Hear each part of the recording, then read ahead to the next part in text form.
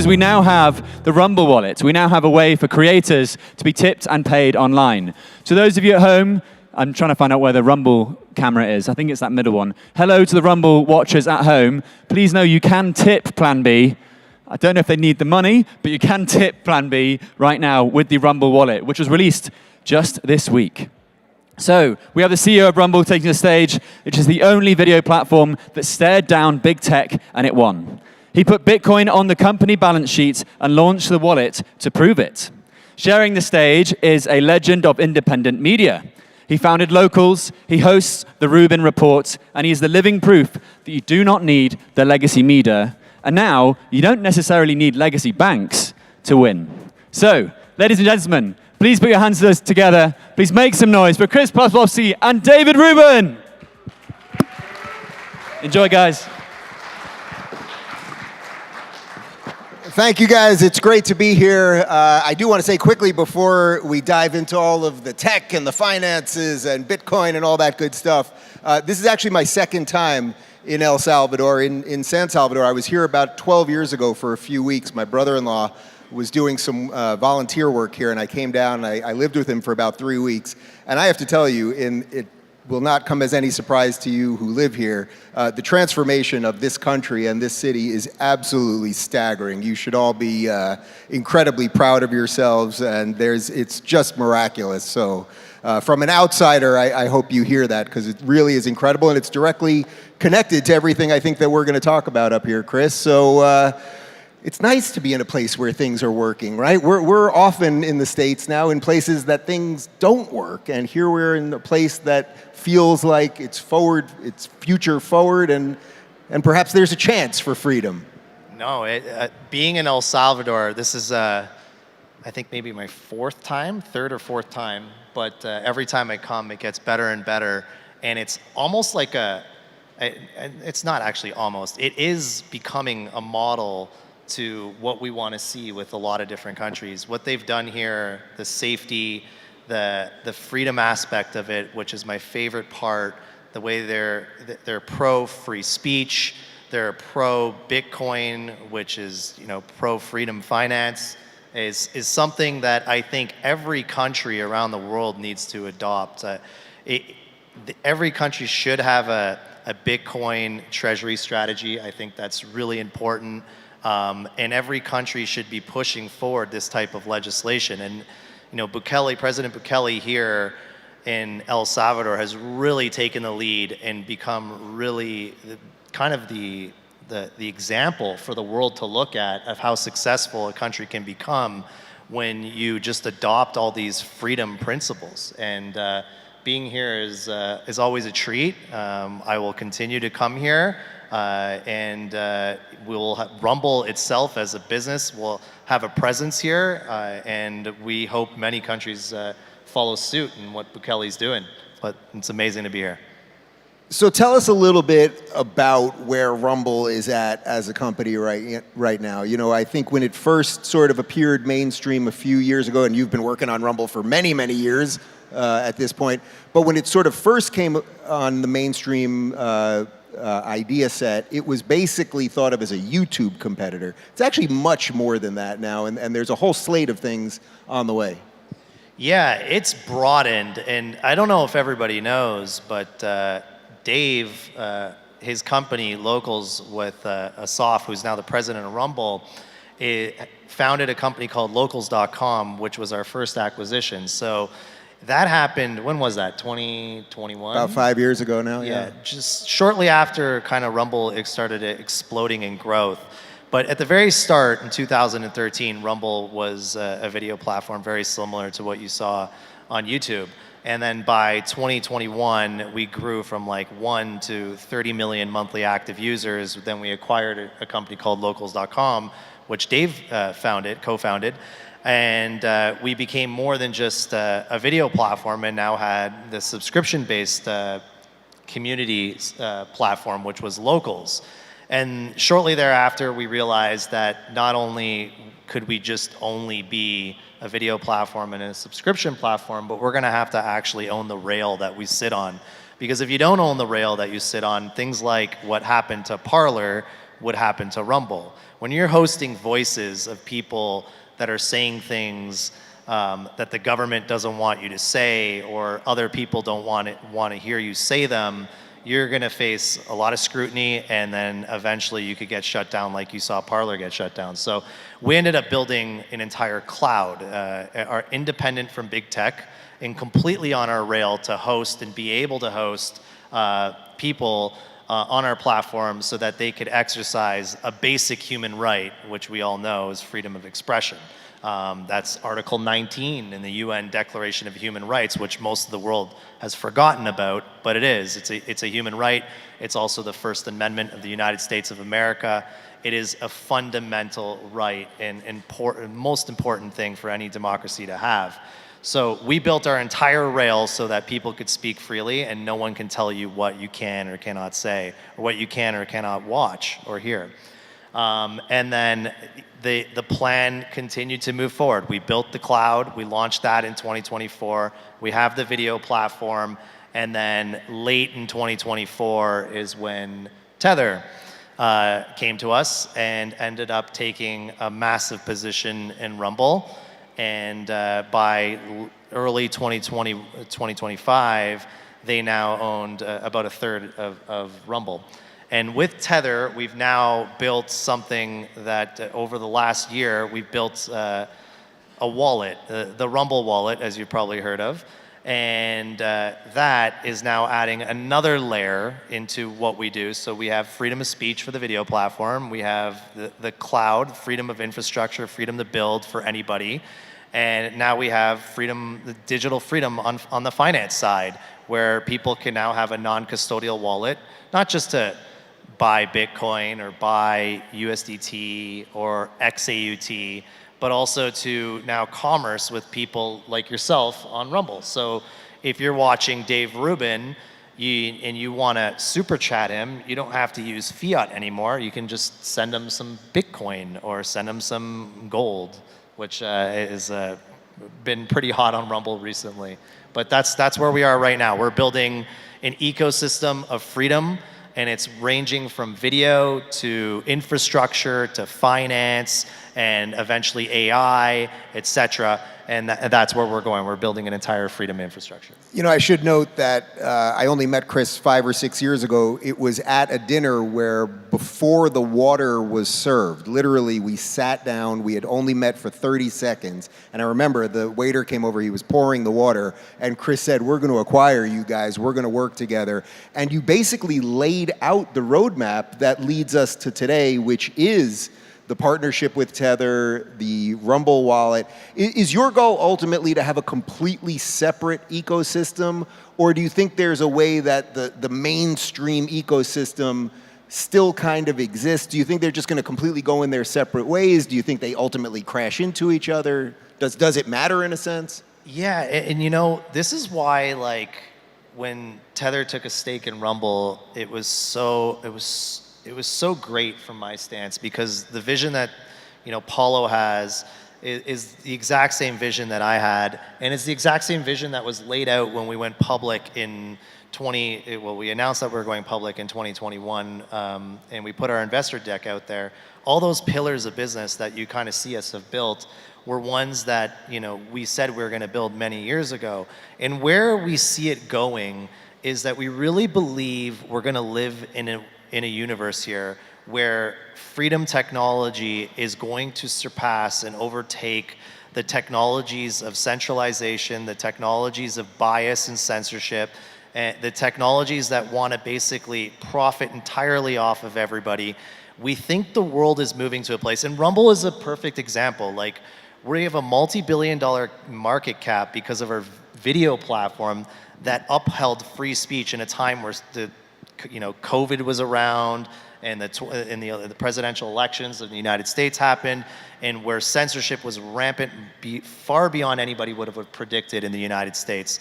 So you kind of saw Rumble take a big chunk of the market over those years, entirely premised on the idea of freedom. And we think that's going to continue to accelerate. It's going to accelerate not just in the cloud world, but it's going to accelerate into AI. It's going to accelerate into everything you do on your phones. Everybody is going to really, really start to value privacy, decentralization, the ability to speak freely. And that's what we're building. We're building something for the future that we think in 10 years from now is going to be really, really valued by the majority of the population of the entire world. And we're starting to see that in the last 5 years really starting to emerge. The era of big tech companies controlling everything we do, controlling what we can and cannot see or hear, having everything centralized around them where they own all of our data and monetize all of our data, I think that time is going to change. And it's going to change into an era where freedom technology is going to be highly sought after and highly wanted. And I think that's, we're already starting to see the early innings of that right now. Can you talk a little bit about the hits that you and the company have taken to stand up for free speech in a time when it's been difficult? I remember about 5 or 6 years ago, I had Peter Thiel in my studio, in my house, the day that Alex Jones was kicked off of YouTube and Facebook and Instagram and everything, the exact same day. And I said to Peter, off camera, I said to him, you know, is this big tech all coordinating to silence somebody? And his answer was interesting, as everything he says is interesting.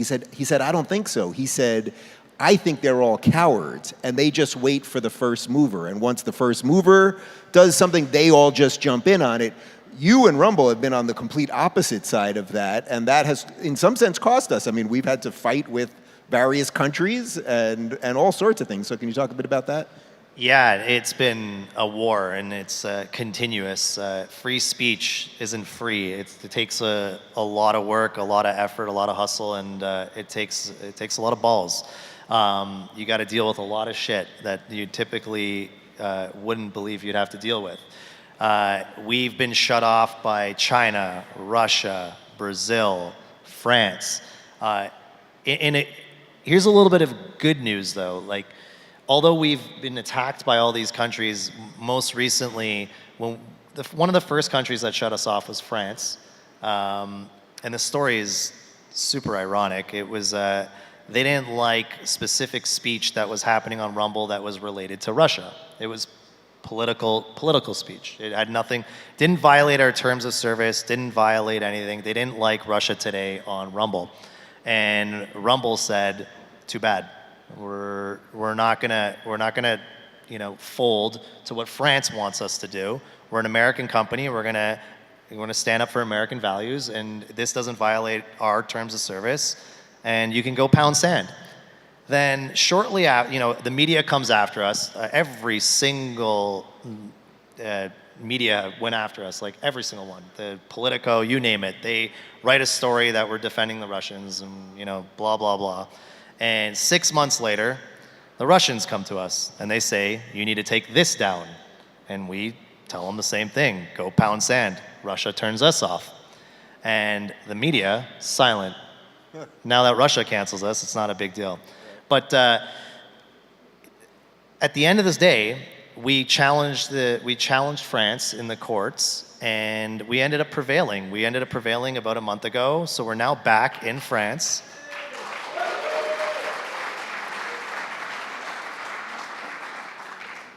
It took a few years, but we ended up winning in the courts of France, and the courts declared that the order sent to us was not valid, and we did not need to follow that order. So now we're live back in France, still off in Russia, still off in China, and still off in Brazil.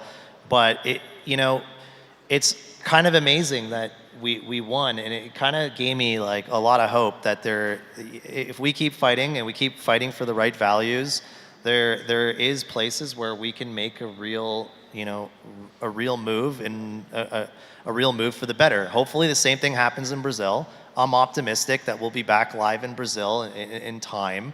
I ultimately think this world will err on the side of freedom always, and that's always the right side of history. So yeah, all the big tech owners, complete cowards for sure. Because it's not really hard. For me, it hasn't been, it's hard, but like, it's not that hard to pick the right side of history. And the right side of history, in this case, is always free speech.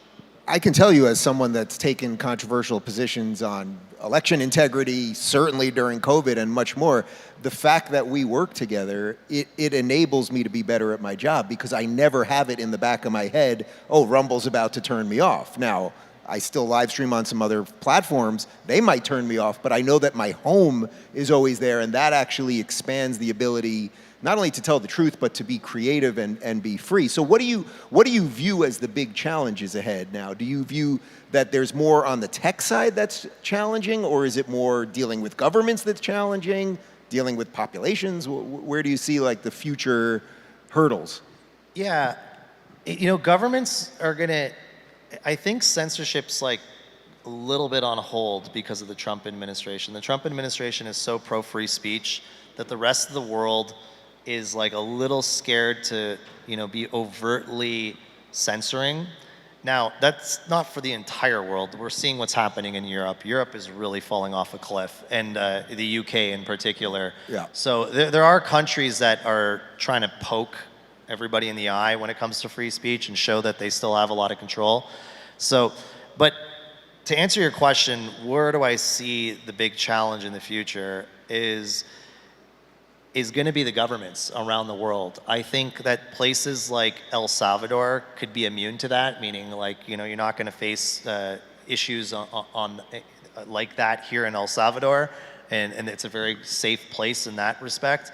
But for the rest of the world, it's a pretty dangerous place to be free, to have something that's pro-free speech. And just what we're seeing with Europe right now and how they've kind of accelerated ever since the Trump administration has come to power is just showing you how much desire there is for political parties to censor voices of dissent. And that's complete opposite of democracy. Like, if you don't have the ability as one of the largest podcasters in the world to speak exactly what you feel, then what is that? That's propaganda. That's the worst kind of form of communication in media. You need to have the ability to speak freely. You can't be pressured by a platform to have rules and bounds of what you can or cannot say. And like for you, like what have you faced on your side with that? Because like clearly you've been through a lot in the last 10 years.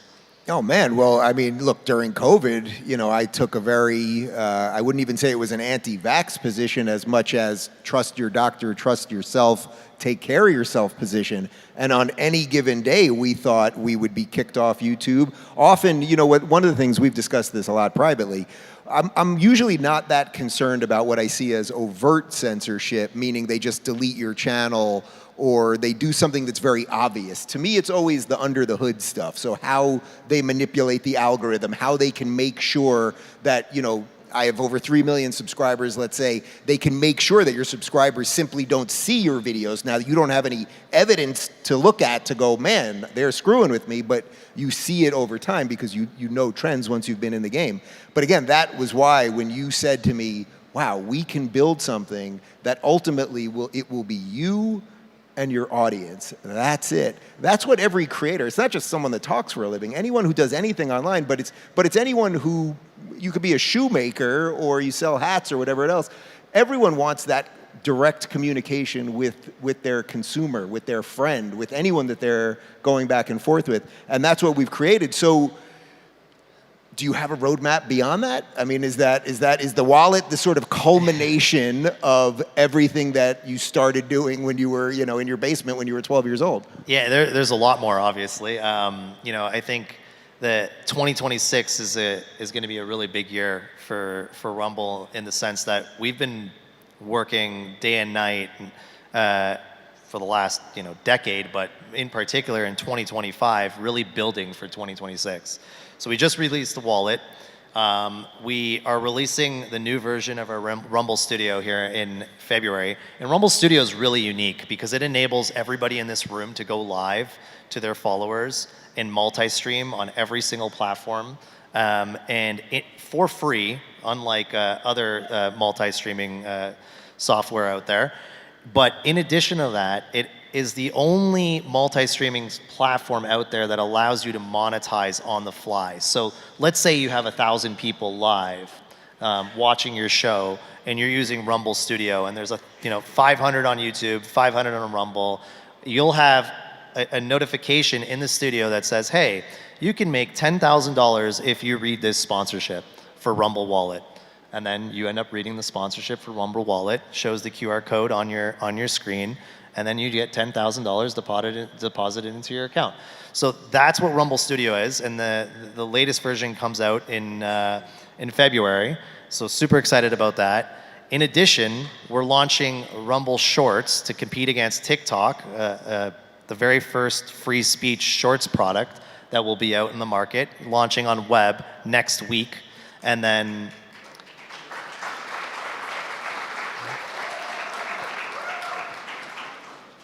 followed by, as soon as we get approved by the app stores, it'll be in the subsequent week after that. So those are some, with the wallet launching in January, with the new Studio Canvas launching in February, with Rumble Shorts launching in February, we got a full plate ahead of us. And then we've obviously acquired Northern Data out of Germany. That is expected to close by this first half of this year, so by the end of the second quarter of this year, and that will bolster our entire cloud infrastructure.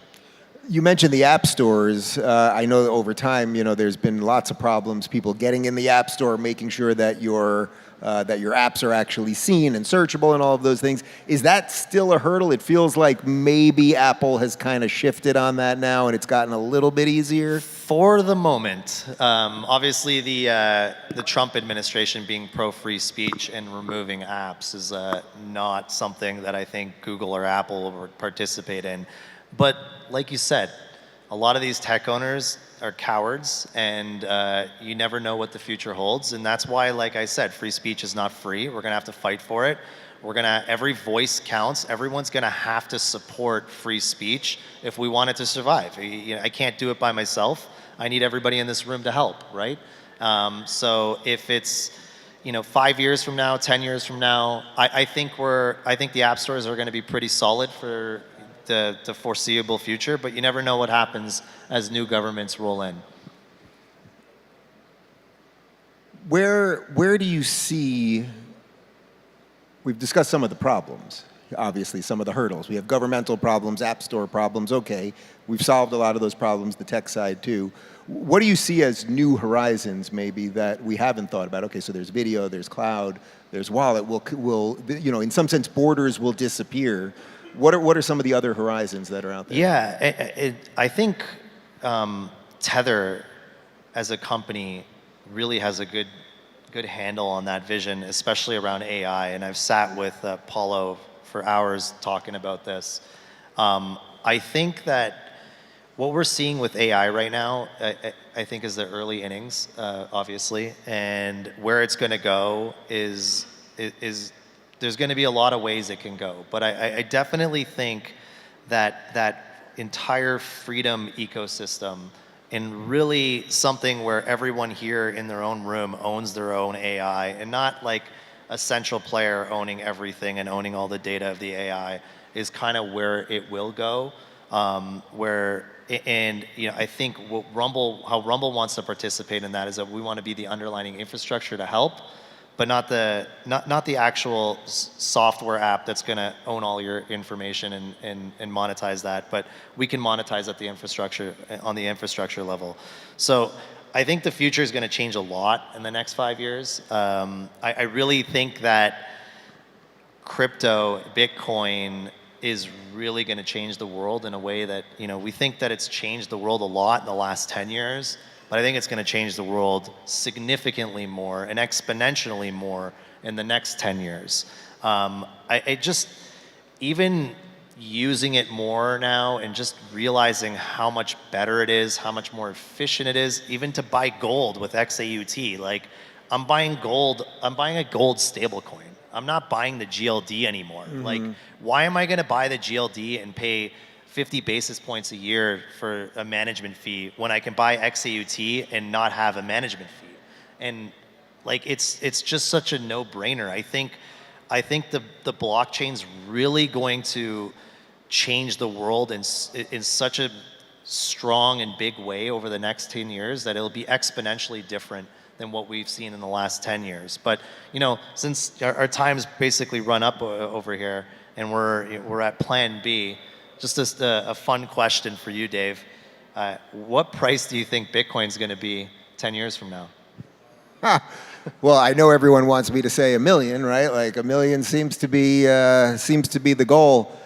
I see no downside. I think everything that you've laid out here is correct. I think that the future will be for the people that want to be free. There's always going to be, it's basically, we're in the matrix. There's always going to be a machine, right? There's always going to be a centralized structure, and it's always going to come after the individual people. But individual people is what, quite literally, what built humanity.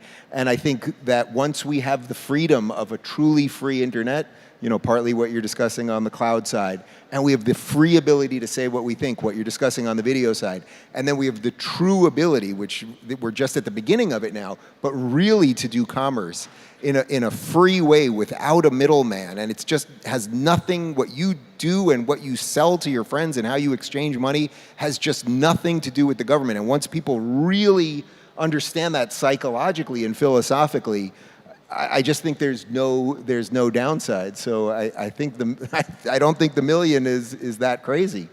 What do you think? Yeah, I would say millions. That's going to happen a lot faster than 10 years. I think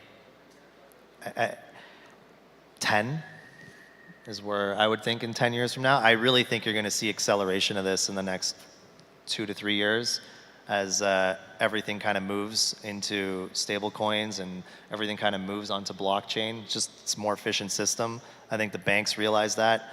I think they're way behind. And then once everyone gets on board and the rest of the world gets on board, it really is, I have no idea where it'll go, but I definitely agree with you that it's all upside from here. Well, on that note, it's been a pleasure, as always, working with you and building with you, and it's a pleasure being here in your country. Thank you guys very much. Thank you. Thank you.